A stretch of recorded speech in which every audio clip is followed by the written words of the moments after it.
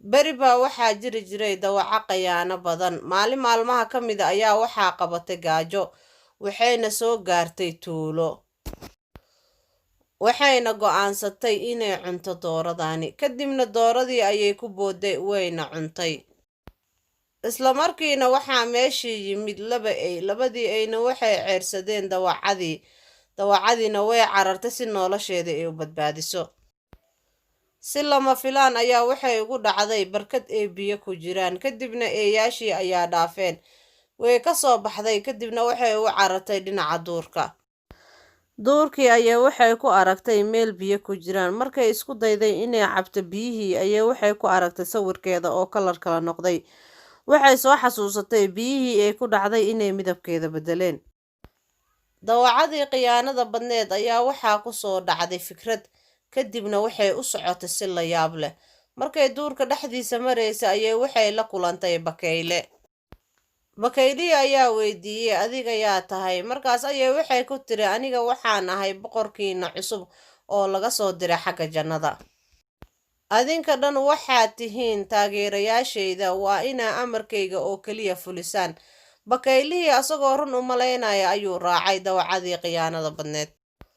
Waxyar kadib waxay la kulmeen sagaaro. Sagaaradii ayaa weydiisay, adiga yaa tahay? Markaas ayay dawacadii tiri, aniga waxaan ahay boqoradiina cusub oo laga soo diray dhanka jannada.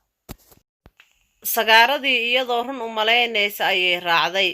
Kadibna waxay arkeen lo', geel, shabeel, mas. Kadibna way wada raaceen. Xayawaanadii oo dhan waxay raaceen dawacadii khiyaanada badneed. Kadibna waxay u tageen boqorkii duurka. Xayawaanadii oo dhammi waxay ku dhaheen libaaxa, tani waa boqoradeena laga soo diray jannada, iyada ayaa hadda noo noqonaysa boqorada duurka. Libaaxii wuxuu yidhi, maroodi maxaan sameynaa? Maroodigii ayaa wuxuu u tagay dawacadii. Kadibna wuu fiiriyey jirkeeda. Markaas ayuu wuxuu weydiiyey, waa lagaa dhigayaa boqorada duurkan, laakiinse waxaa ii sheegtaa waxa jirkaaga buluuga ka dhigay. Laakiinse dawacadii way qaaqaayirtay oo indhaha ayay taagtaagtay. Wax ay ku jawaabtana way garan weysay. Laakiinse maroodigii arrintaani aad ayuu ula yaabay. Wax uu ka dhahana wuu garan waayey. Khiyaanadan talow maxaa waaye ayuu isdhahay. Maroodigii ayaa tala keenay. Wuxuuna dhahay, waxaan samaysanaynaa caawa xaflad aad u weyn. Waxaana u qaban doonaa boqoradeena laga soo doortay jannada.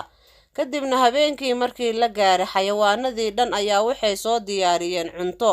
Miis weyn ayaa halkan cunto laga soo buuxiyey. Kadibna miiskii ayaa lasoo fariistay. Libaaxii boqorka ahaa wuxuu ku fadhiyey kursiga ugu horeeyo. Dawacadiina waxay ku fadhiday kursiga qaybta ugu dambeyso. Waxayna ku fikiraysay in caawa loo dooranayo boqorad. Laakiinse libaaxii boqorka ah uu iska raaxaysanayay. Sidii meesha la iskaga fadhiyey oo cabitaankii loo cabaayay oo loo qaraaxaysanayay ayaa maroodigii wuxuu yidhi, caawa waxaa idiin soo diyaariyay arrin farxad leh. Waana kuwaasi waxa inoo heesi doona rag heesa ah oo u tababaran sida loo heeso. Libaaxii aad ayuu u yaabay markuu arkay sabarayskan caawa. Wuxuuna yidhi, waaw, noo bilaaba heesta. Ayaga iyo xayawaanadii dhan meesha fadhiye. Kadibna waxay bilaabeen inay daawadaan. Dawacooyinka markay bilaabeen heestii, codkooda quruxda badnaa ee ku heeseen ayaa dawacadii khiyaanada badneed way iscelin weysay. Waxayna go'aansatay inay ku biirto dawacooyinkaas ee la heesto. Kadibna way istaagtay waxayna gashay heestii, ayadoo dareemaysa in ay yihiin waxaan khiyaano caawa loo dhigay. Kadibna way heestay. Heestii markay bilaabatay ay si fiican u ciyaaraysa ayaa dawacooyinkii kale way ka kala tageen. Kaligeed ayaa meesha ku soo hartay. Laakiinse dawacadii waxay go'aansatay inay cararto. Si kadis ah ayaa maroodiyaashii biyo ugu shubeen. Kadibna kalarkii wuu ka dhaqmay. Waxayna ogaadeen inay tahay dawacadii runta ahayd. Maroodiyaashii ayaa aad ugu qoslay. Xigmadda sheekada ayaa waxay tahay, asxaabee, weligaa ha isku dayin inaad been u sheegto madaxdaada iyo kuwa kaa sarreeyo. Midabka runta ayaa lasoo bandhigi doonaa maalin maalmaha ka midna, waxaana waayi doontaa shaqadaada.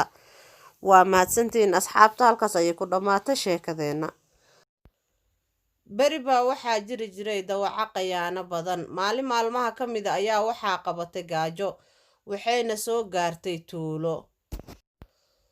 Waxayna go'aansatay inay cunto dooradani. Kadibna dooradii ayay ku boodday wayna cuntay. Isla markiina waxaa meeshii yimid laba ey. Labadii eyna waxay ceersadeen dawacadii. Dawacadiina way carartay si nolosheeda ay u badbaadiso. Si lama filaan ayaa waxay ugu dhacday barkad ay biyo ku jiraan. Kadibna eeyaashii ayaa dhaafeen. Way ka soo baxday kadibna waxay u carartay dhinaca duurka. Duurkii ayaa waxay ku aragtay meel biyo ku jiraan. Markay isku dayday inay cabto biyihii ayaa waxay ku aragtay sawirkeeda oo kalar kala noqday. Waxay soo xasuusatay biyihii ay ku dhacday inay midabkeeda bedeleen. Dawacadii khiyaanada badneed ayaa waxaa ku soo dhacday fikrad. Kadibna waxay u socotay si la yaab leh. Markay duurka dhexdiisa maraysa ayaa waxay la kulantay bakayle. Bakaylihii ayaa weydiiyey, adiga yaa tahay? Markaas ayaa waxay ku tiri, aniga waxaan ahay boqorkiina cusub oo laga soo diray xagga jannada. Adinka dhan waxaad tihiin taageerayaashayda, waa inaa amarkayga oo keliya fulisaan. Bakaylihii asagoo run u malaynaya ayuu raacay dawacadii khiyaanada badneed. Waxyar kadib waxay la kulmeen sagaaro. Sagaaradii ayaa weydiisay, adiga yaa tahay? Markaas ayay dawacadii tiri, aniga waxaan ahay boqoradiina cusub oo laga soo diray dhanka jannada. Sagaaradii iyadoo run u malaynaysa ayay raacday. Kadibna waxay arkeen lo', geel, shabeel, mas. Kadibna way wada raaceen. Xayawaanadii oo dhan waxay raaceen dawacadii khiyaanada badneed. Kadibna waxay u tageen boqorkii duurka. Xayawaanadii oo dhammi waxay ku dhaheen libaaxa, tani waa boqoradeena laga soo diray jannada, iyada ayaa hadda noo noqonaysa boqorada duurka. Libaaxii wuxuu yidhi, maroodi maxaan sameynaa? Maroodigii ayaa wuxuu u tagay dawacadii. Kadibna wuu fiiriyey jirkeeda. Markaas ayuu wuxuu weydiiyey, waa lagaa dhigayaa boqorada duurkan, laakiinse waxaa ii sheegtaa waxa jirkaaga buluuga ka dhigay. Laakiinse dawacadii way qaaqaayirtay oo indhaha ayay taagtaagtay. Wax ay ku jawaabtana way garan weysay. Laakiinse maroodigii arrintaani aad ayuu ula yaabay. Wax uu ka dhahana wuu garan waayey. Khiyaanadan talow maxaa waaye ayuu isdhahay. Maroodigii ayaa tala keenay. Wuxuuna dhahay, waxaan samaysanaynaa caawa xaflad aad u weyn. Waxaana u qaban doonaa boqoradeena laga soo doortay jannada. Kadibna habeenkii markii la gaaray, xayawaanadii dhan ayaa waxay soo diyaariyeen cunto. Miis weyn ayaa halkan cunto laga soo buuxiyey. Kadibna miiskii ayaa lasoo fariistay. Libaaxii boqorka ahaa wuxuu ku fadhiyey kursiga ugu horeeyo. Dawacadiina waxay ku fadhiday kursiga qaybta ugu dambeyso. Waxayna ku fikiraysay in caawa loo dooranayo boqorad. Laakiinse libaaxii boqorka ah uu iska raaxaysanayay. Sidii meesha la iskaga fadhiyey oo cabitaankii loo cabaayay oo loo qaraaxaysanayay ayaa maroodigii wuxuu yidhi, caawa waxaa idiin soo diyaariyay arrin farxad leh. Waana kuwaasi waxa inoo heesi doona rag heesa ah oo u tababaran sida loo heeso. Libaaxii aad ayuu u yaabay markuu arkay sabarayskan caawa. Wuxuuna yidhi, waaw, noo bilaaba heesta. Ayaga iyo xayawaanadii dhan meesha fadhiye. Kadibna waxay bilaabeen inay daawadaan. Dawacooyinka markay bilaabeen heestii, codkooda quruxda badnaa ee ku heeseen ayaa dawacadii khiyaanada badneed way iscelin weysay. Waxayna go'aansatay inay ku biirto dawacooyinkaas ee la heesto. Kadibna way istaagtay waxayna gashay heestii, ayadoo dareemaysa in ay yihiin waxaan khiyaano caawa loo dhigay. Kadibna way heestay. Heestii markay bilaabatay ay si fiican u ciyaaraysa ayaa dawacooyinkii kale way ka kala tageen. Kaligeed ayaa meesha ku soo hartay. Laakiinse dawacadii waxay go'aansatay inay cararto. Si kadis ah ayaa maroodiyaashii biyo ugu shubeen. Kadibna kalarkii wuu ka dhaqmay. Waxayna ogaadeen inay tahay dawacadii runta ahayd. Maroodiyaashii ayaa aad ugu qoslay. Xigmadda sheekada ayaa waxay tahay, asxaabee, weligaa ha isku dayin inaad been u sheegto madaxdaada iyo kuwa kaa sarreeyo. Midabka runta ayaa lasoo bandhigi doonaa maalin maalmaha ka midna, waxaana waayi doontaa shaqadaada. Waa mahadsantihiin asxaabta. Halkaas ayay ku dhammaatay sheekadeena.